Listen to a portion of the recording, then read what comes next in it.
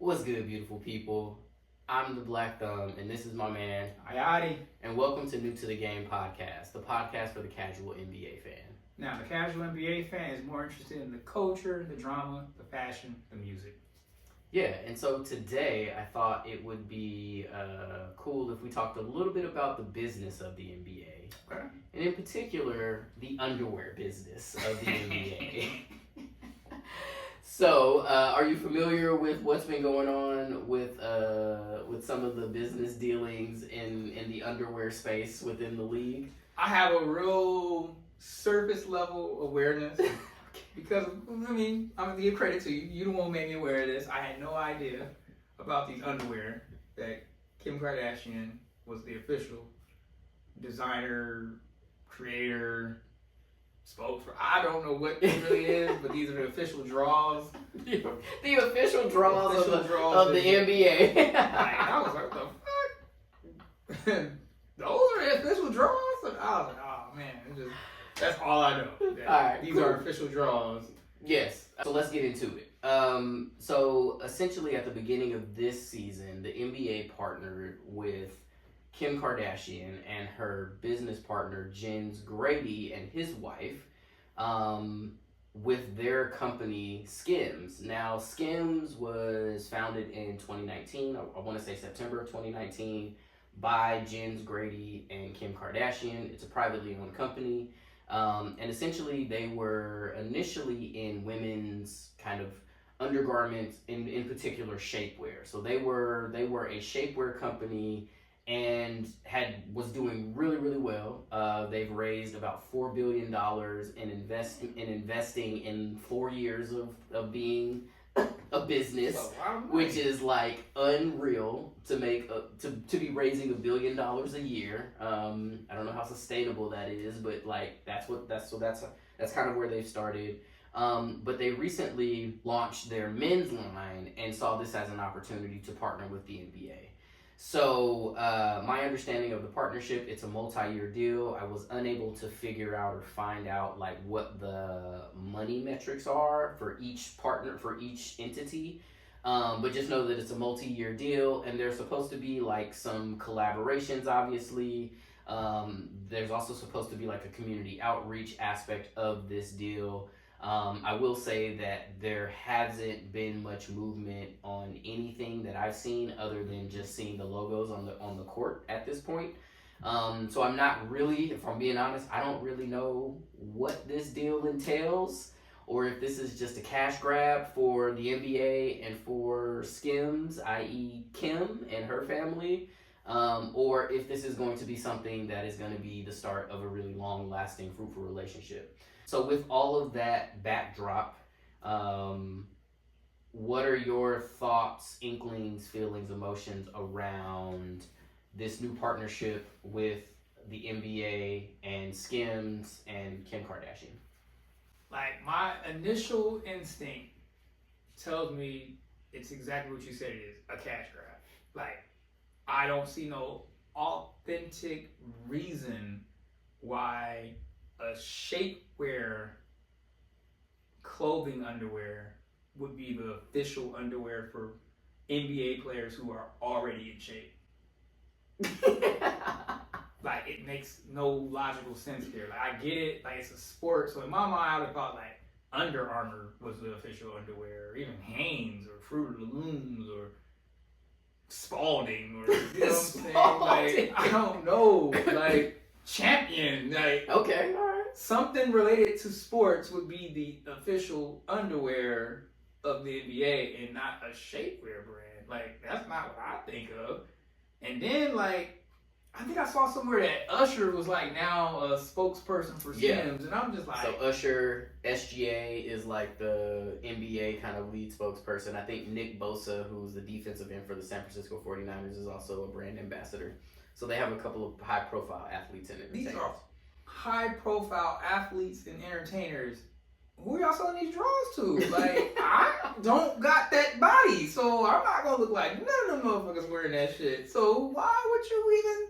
The average person sitting watching this shit probably need, I guess, a shaper, like, you know. But I don't see them like gravitating towards like, oh, you should wear this. Like, if you want the average body to wear this shit, you need to have them on the website. Like, on Fenty, you see every body shape on that shit. I'm not trying to offend nobody, but she lets you know what you look like in that shit. Mm-hmm. So get some regular body motherfuckers if that's what you want in this Skims wear. But I know my body is not like SGA. Yeah, tell me. So I'm sitting there like, what the fuck? Like, I don't see the alignment here besides it being Kim Kardashian and people like, oh, she can sell drawers. Like, you could have went with Fenty in my mind if it was about the track record of selling drawers. Like, Fenty got a man side too, so okay, you need somebody with a famous face attached to it, or I just feel like more people probably rock with Rihanna than they probably did with the Kim Kardashian side when it comes to the NBA. I don't know. I guess a couple players in there. Well, I guess homeboy from the Suns, I guess he dated one of the sisters, right? Used to. D-Book, he used to date Kendall, I think. Back in the gap. What was that to do for Brooklyn? I think he dated one too, right? Simmons, yeah. Ben Simmons? Didn't he date Maybe it might have been Kendall again, maybe. Man. Or Kylie or Chloe. Hey, maybe that's... I think Chloe is like... she dated Tristan Thompson, James Harden. And then Odom was dating one too, right? Chloe. So I guess that's where the NBA and like the family intersect, I guess. And I guess that would make the logical sense for why this relationship exists. Like maybe they thought about like, what can we have for underwear? And they're like, well, Kim Kardashian, is that the first person you thought about?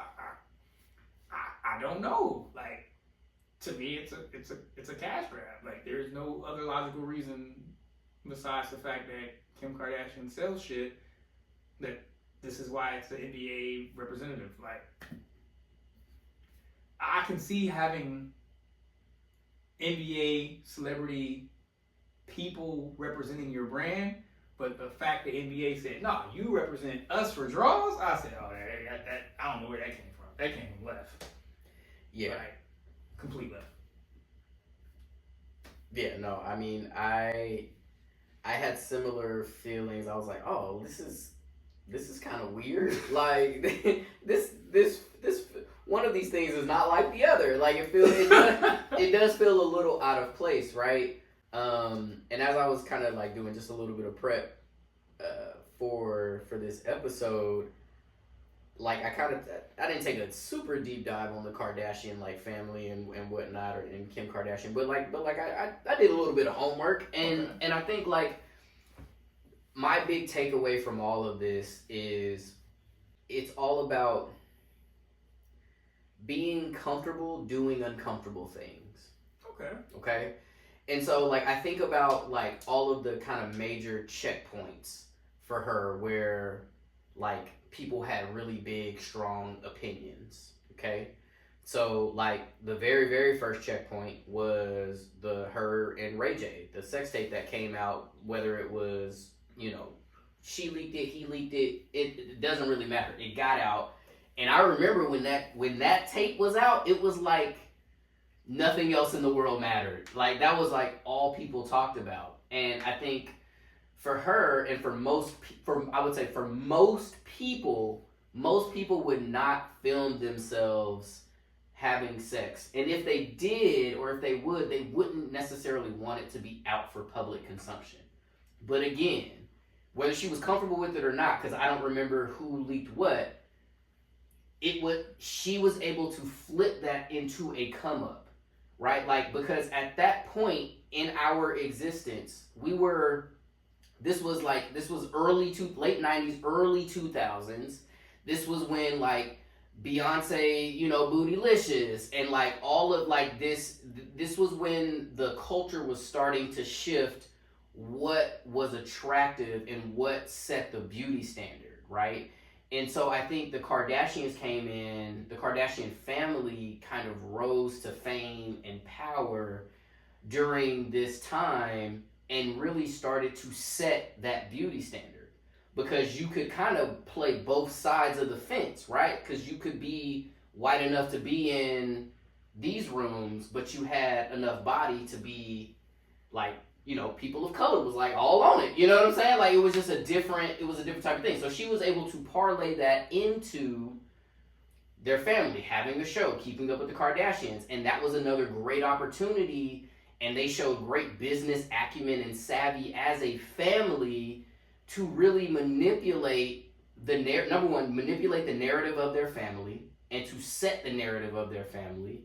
But also, it entrenched them in Americana. It's the same reason why people still, watch Jersey Shore. Like these motherfuckers is still on TV having shows, and it's because like they were able to take advantage of an opportunity of basically having their lives basically filmed and taped. And yeah, like there's some editing involved in this, that, and the third, but like most people wouldn't want every waking second of their life to be filmed for even a week, let alone months at a time. And so again, another example of being comfortable doing uncomfortable things. Then fast forward to parlaying that fame, right, and all of that, all of the notoriety that came with that, parlayed that into marrying Kanye, which is probably the most uncomfortable thing, as it turned out, right? Because I mean, like he went super left at the end there, and now we come to Skims, and so I think this also says a lot about her as a venture capitalist, because what has been kind of buried in this whole partnership was that the original name of the business or of the company, Skims, was going to be Kimono, which is just like, word? That's what we doing? Like you're just like blatantly going to ignore the fact that actually means some shit to people, and you're just gonna name. And so she got some backlash because of that, and then ended up changing it to Skims. But it made me think about this evolution of how like it's almost like some hustle and flow type shit, right? Like she started here and was comfortable doing uncomfortable things along the way, and is still doing those uncomfortable things comfortably because she was going to culturally appropriate someone else's culture in the name of corporate capitalist dollars. You know what I'm saying? And so that is my big takeaway. And from the NBA side of it, the NBA is essentially, they're just trying to attach themselves to anything that is young, that is new, that is hot, that is popping, that says fashion, that says culture, that really speaks to the next kind of generation of people or players, right? And so, like, what's more Americana than the Kardashians? What's more edgy than the Kardashians? What's more poppin' than the Kardashian and the Kardashian name? And so to your point, yes, Fenty I think would have been a much more appropriate collaboration, because it just feels like it hits closer to the NBA culture. Like it hits closer in my opinion. But it ain't Kardashian. And so that's why Fenty didn't get the nod. Yeah. And so that was the big takeaway for me.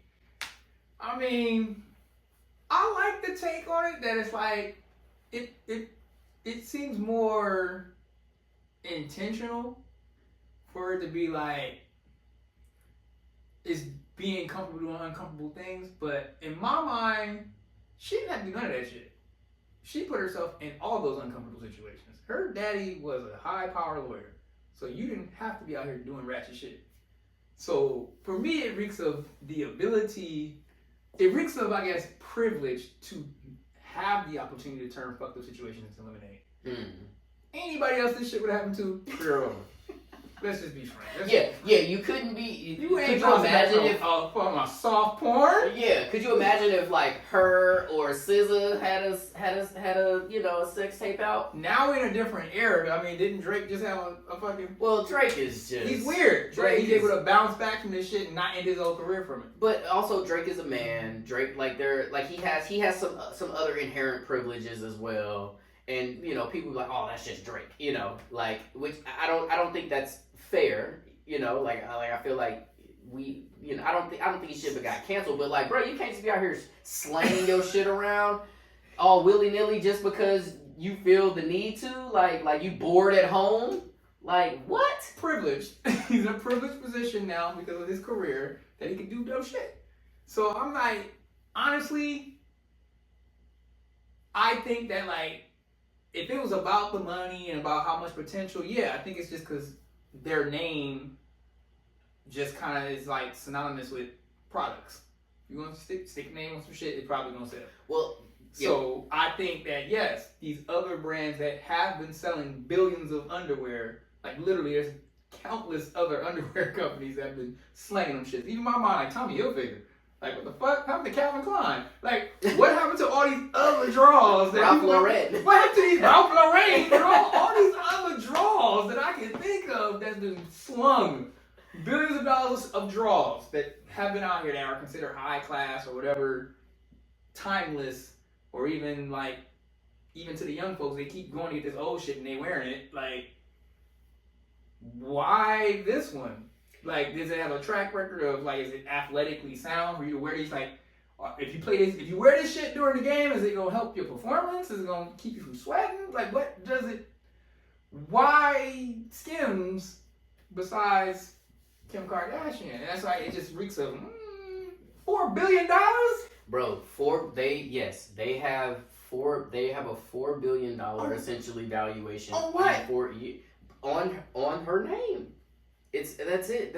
I mean, again, I haven't purchased any Skims. I don't know what they look like. I probably won't purchase Skims. I have not, and to be 100% clear, like, I have literally only seen the logo on the floors, like the little digitally generated logos. So like I even looked up. I was like, did they do something at All-Star Weekend that just happened? We need to look at these draws. Like, what do these draws look like? Like they, to me, and I think this is why it feels like a cash grab to both of us, is like there hasn't, and maybe we'll get more information as they get deeper into this multi-year deal.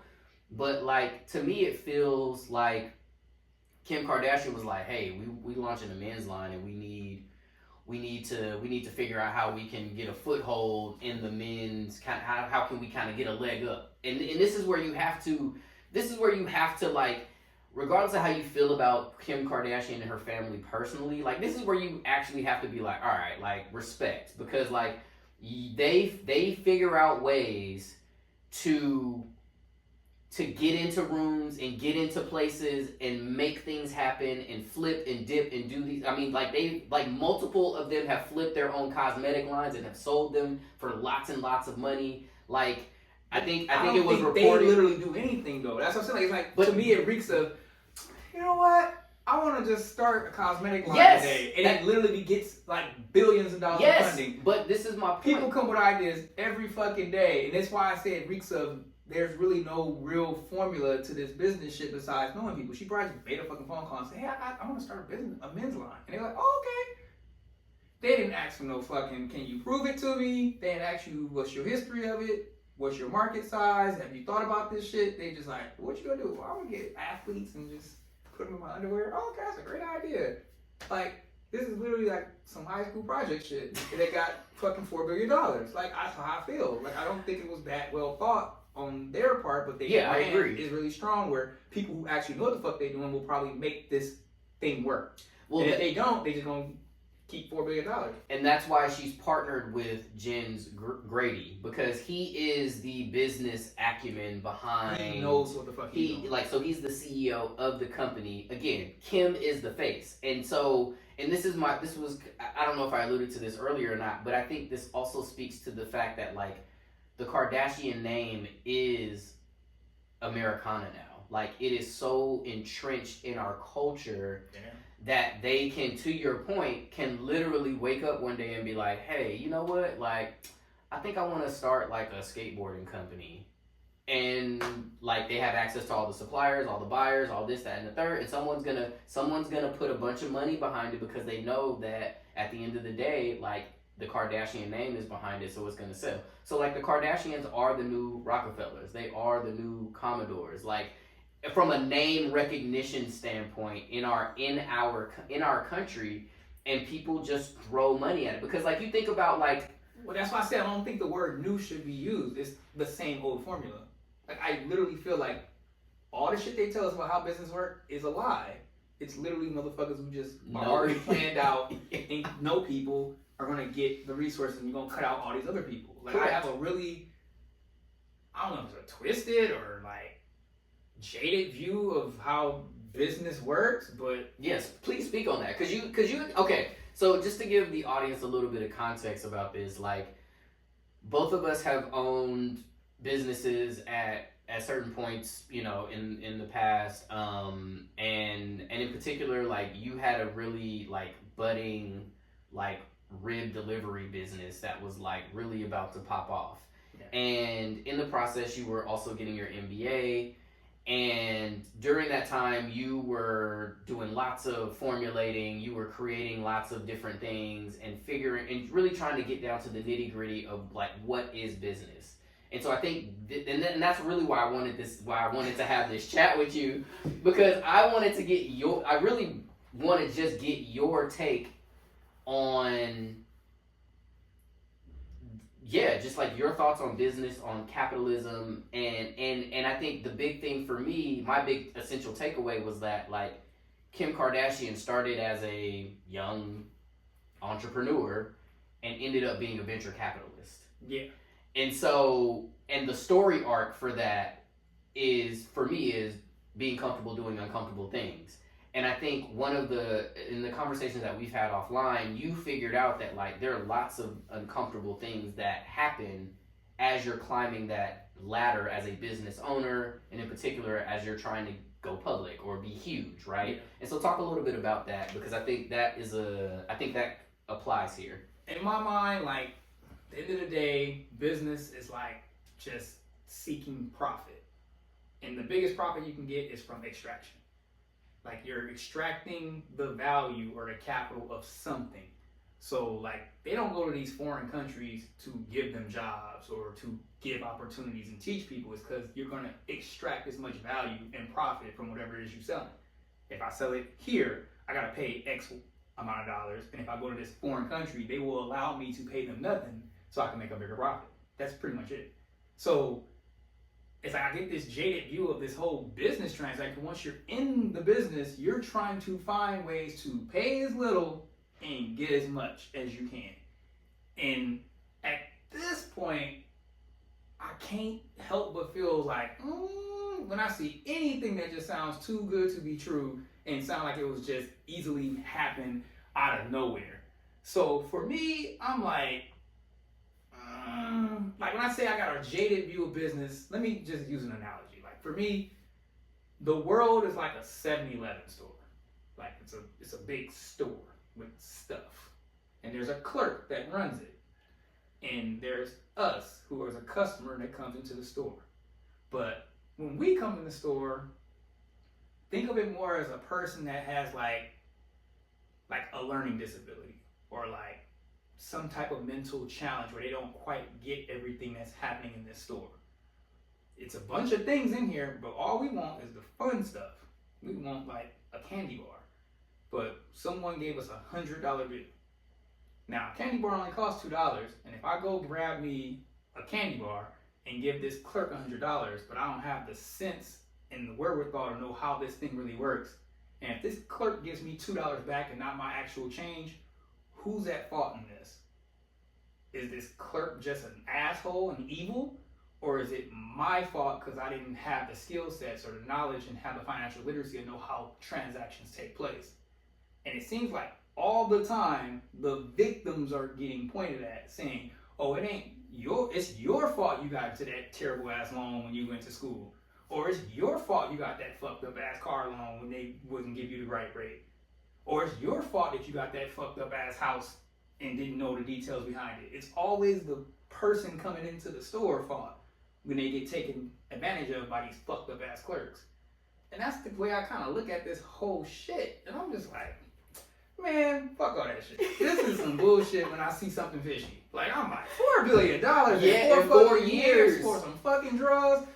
This is some weird shit going on in this 7-Eleven. That's how I feel. So I don't want to come in here feeling like, no one should feel like, well, damn, why my business ain't scaling and all that shit. I'm like, because this is a weird store. Don't feel discouraged about your business that you're pursuing, just know there's some things that's not being spoken or said or even admitted of how these businesses are really happening. And I'm like, I'm already red flagging this shit. Like, this makes no fucking sense when you think about it. Just from the stance of what kind of leverage and branding, alignment, and all these things they talk about you're supposed to fucking do, this like it makes no sense. Yeah. Unless there's some kind of research that showed that most of the motherfuckers who watch the NBA watch the Kim Kardashian show too, and we just not aware of this. Yeah. Like, I just didn't know. Like, as a casual fan, have not watched one episode of Keeping Up with the Kardashians. Same. So I'm sitting there like, well, damn, am I doing something wrong? I'm confused as fuck. Like, damn, Yes. do I like Skims? I'm sitting here like, cause I think that there must be some kind of correlation with me watching basketball, and I might want to get these draws. But I'm gonna tell you right now, just because SGA got them shits on, I don't want them. Yeah. They put Usher in them shits. I'm not gonna look like Usher in them draws. I mean, you look like Usher already. But not in them Skims. They ain't gonna mistake me on the street when I put them Skims on. Like, nah, bruh. So that's where I'm just at with this whole shit. I can't help but just be like, Spidey sense. Yeah, I mean, Spidey sense. yeah, Like, it definitely, it like, yes, when I initially saw it, and I was just like, really? Like, this feels so out of place, Yeah. right? Like, but I feel like this has brought out, like, I like our dynamic, because we both, like, there's like the devil on the shoulder, and we're like, well, let's try to at least, there's gotta be something good about this. I'm trying to find the positives in the sense that, like, you know, like, I think there is something to be said, and we talked about this online, offline. Maybe it'll be an episode, maybe it won't. You talked about this with Bronny and how he has this card or he has this ticket to play in getting to the league, and it's like, you gotta go now. Like, that's your position, right? And I'm more of like, nah, bro, you need to stay your ass at SC and fight on for another year, right? Imagine somebody would have told Kim that. Like, hey, Correct. you need to go sell some more draws before you become the sponsor of the NBA. Like, the official underwear. You don't have enough, like, leverage yet. Like, nah, take that fucking ticket. Like, And that's my point. Like, I think, like, you still have to make the decision to leverage that card and to put that card on the table to get, because if you don't initiate, like, hey, I want to start my own makeup line, or hey, I want to start my own shapewear line to rival whatever, then you don't get fed, right? And so now here's the other piece. So a couple of financials. So Kim Kardashian is reported to have made about $250 million thus far from Skims as a business. Oh, Skims overall. Not the NBA part of it. No, not the NBA part. Right. But from that $4 billion, she has made about $250 million. Now, with that being said, it is also reported and believed that Kris Jenner, her mom, gets a little piece of everybody's business. Yeah. So Kim got a 16th of the whole $4 billion. That's a lot. I think she's like, I don't know if she's principal owner, but like that's a big ass chunk. But she's got a pretty significant a 16th stake. of $4 billion. Yeah. I want you can give me 1,000th of a fucking $4 billion. I'll be cool. But a 16th is a lot. That's a lot. So yeah, bro. This is where I go back and forth with myself about like giving her flowers for parlaying such because the NBA they are trying to close a $75 billion TV rights deal within the next year or so for, long term with ESPN, TNT, and maybe some other streaming services. So the fact that they chose Skims as obviously they're a meteor in the business space to raise $4 billion in 4 years. So in that sense, that does kind of make sense. But I think to your point about the folks who are feeling like, man, I've been at this for a little while and my business ain't scaling, or it's not scaling the way their business is scaling. Like you look at a business like Fenty, and you were telling me that it took Rihanna a minute to get her $1 billion valuation. But I wonder if it felt sweeter because she had to really fucking put in that work for it. That's probably why she just don't give a fuck. Yeah. They probably want her to do all this shit. She's like, I know she improved herself already. she already know if these other factors could come into play. She probably her shit be worth more than that because she had to put in so much goddamn work. Yeah. It's like them shits was on everybody's fucking feet. Every time I'm like, I don't even want Fenty draws. Why is this shit coming to me? But they was out here working. They was trying their best to get any and everybody to wear them damn Fenties. And then you scroll through, I'm like, man, y'all got every model in this shit. I felt like, damn, this is inclusive. Like it was some odd ads, and I said, well, damn, this feels real. I was like, this would definitely tempt somebody to want to purchase this. Like, you know what you gonna look like in these drawers, even if you don't look like Rihanna. Like, and that's why, like, to me, like, it feels like this feels like the whole Skims NBA thing feels very like superficial and very surface because cash grab. Because it's a cash grab. Because like it doesn't really speak to me. It doesn't really speak to the values. Like I'm trying to figure out what the Kardashians represent that the NBA represents, right? Like I don't know that there are lots of parallels. Like I don't know that the Kardashians really care about underserved communities. I don't know that the Kardashians really give a fuck about mental health. I don't know that the Kardashians give two shits about HBCUs. Do they have? I don't know. You know what I'm saying? Do they have an upcoming basketball league? I don't know if they have like a little high school, elementary team. Like how involved they are with NBA besides, I guess, chasing NBA players.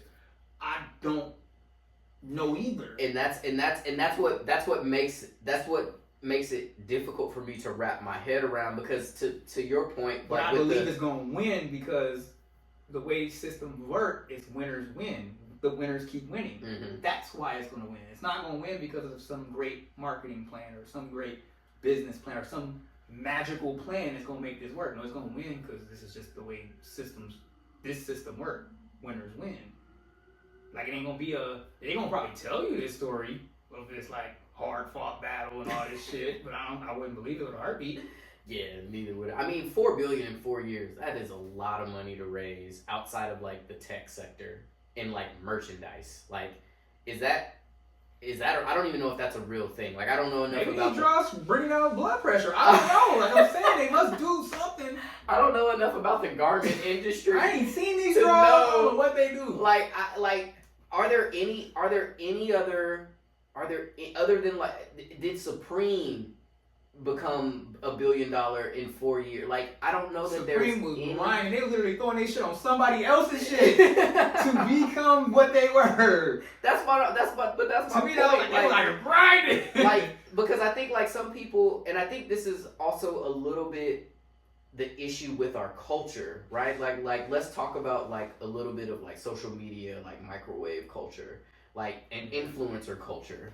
Where like you see an influencer and you're just like, dang, like, well, they're clearly living the life that I want and I can't, you know, like, and you start comparing yourself and feeling lesser than, and it's like, well, no, like some of these folks are out here doing it for real, and kudos to those folks that are out here doing it for real and are solid with it and are, you know, and have built and have literally been grinding for years and years and years and are finally getting the fruit of their labor.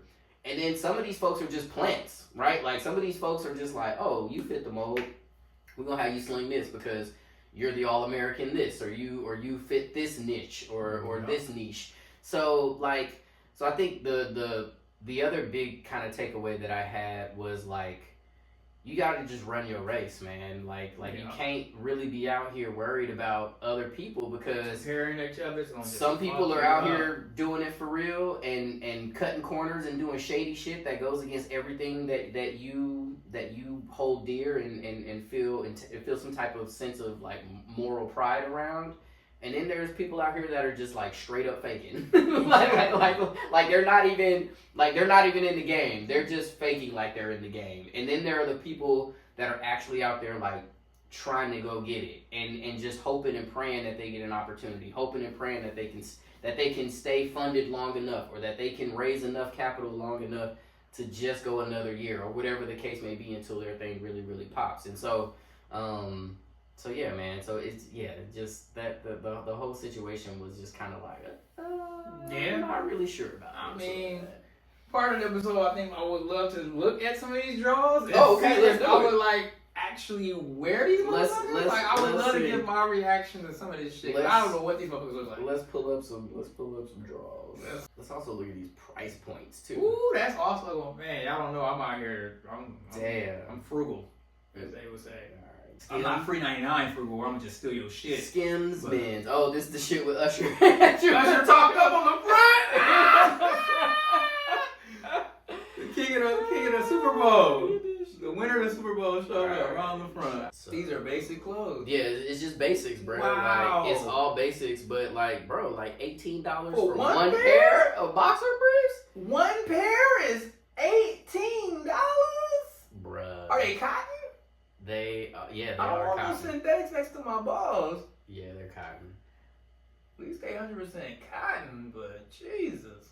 Yeah, bro. The briefs are 16. Yeah, I'm sticking to my hands, bro. Yeah. And they basic colors too. That's the thing. So that is the point. It is not. It's all natural kind of earth tones, blacks, whites, olives. They got briefs at least, or just all tight draws. Yeah, they got briefs, bro. Like, they got the all blacks. The boxer briefs. Like, they got just boxer briefs. Like, everything is like stick to your nuts and your. They got the stick to your butt. They got a loose, like, basic boxer briefs. Like, just the just regular boxers. Like, boxers, like, everything's sticking to my thighs are thin. I can't be walking around with that. I'm not wearing those. Like, there's no way in the world my skinny legs is getting those. I mean, I'm not like Snoop Dogg skinny, but I'm pretty thin, bro. Like, so these would fit like boxers, bro. You be fine. You got plenty of room in these motherfuckers. I like we definitely swinging around them motherfuckers. Like, you just bouncing around them shit. I can't fit them. I cannot believe it. Yeah, I'm not wearing Skims. I'm telling you right now. Yeah, I mean, well, for me, the price point is too high. Like, I'm getting one draw. I'm getting one draw for $18. You can get a whole like 8-pack or like 5 or 6-pack for that of Fruit of the Looms. And the Hanes technology and the Fruit of the Looms technology. And if we be 100 with it, these are touching butts. This is just protection. Keep your ass off your pants, pretty much. That's all they serve. You sweating the motherfuckers. They just keep the pants off your ass, and you about to pay $20 for that shit. And you gonna wear them one pair for the whole week? Yeah. Like, you just not gonna change your drawers? Like, just not gonna change your drawers all week. You gonna buy one, and they sell them singles. I ain't never bought a single drawers in my life. I ain't never got a pair of underwear that was just one, ever. I need at least a week. Give me at least the week. Give me the work week. I need 5 days to change my drawers. Let me change my drawers every day for at least a week. And for me to do that shit, you know how much I'm about to drop? You have at least $100. With $100. taxes, I'm dropping $100 just to make it through the work week with some fresh drawers. People buying them shits and gonna wear them shits and just have like they gonna sag a little bit so you can see the little so you can see the little bubble S. And next time you see that motherfucker, it's probably the same drawers. He ain't even got more than one pair of them drawers. All right, so now I gotta figure out. Now I want to see these Fenty draws.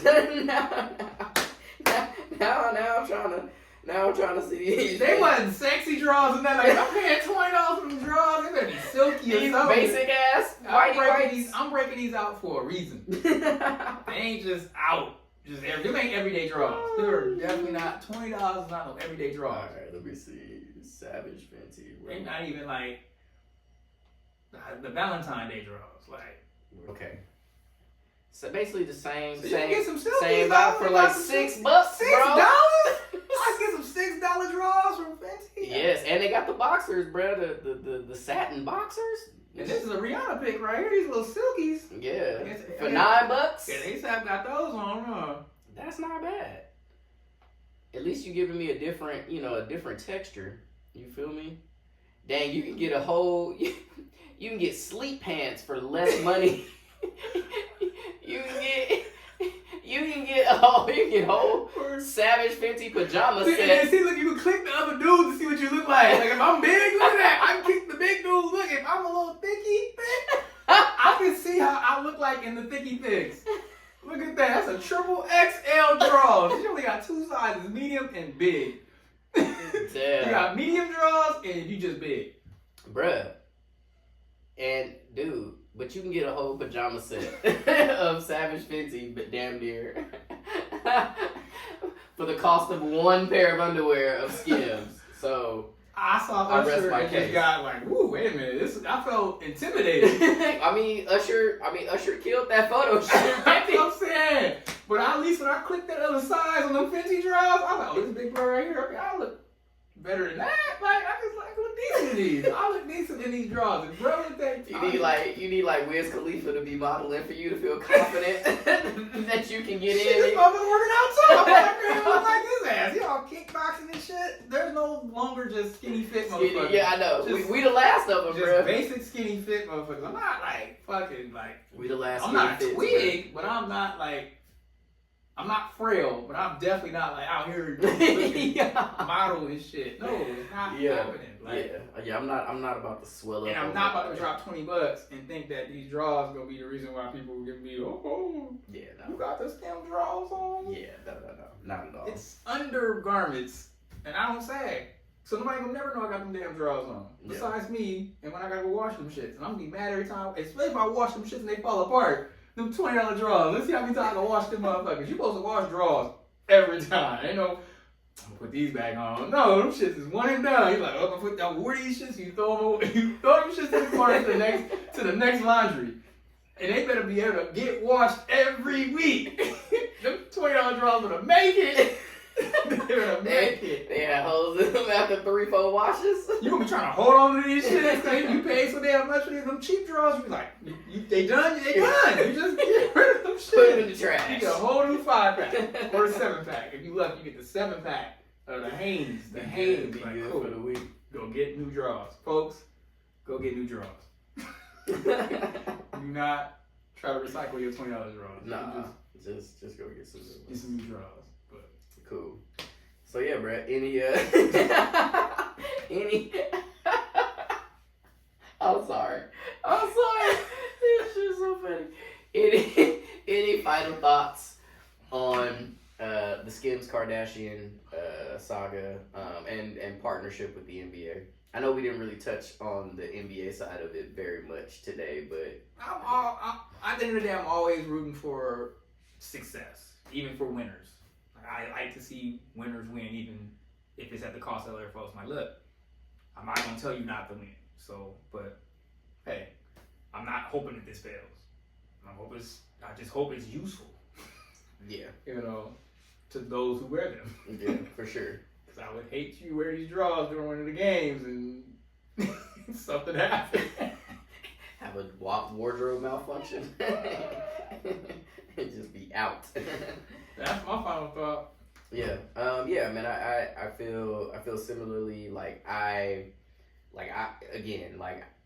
whether you like Kim Kardashian and her family or not, like you do have to, on some level, respect how they have positioned themselves to be in winning positions over and over and over again, and they've done it for 2+ decades at this point.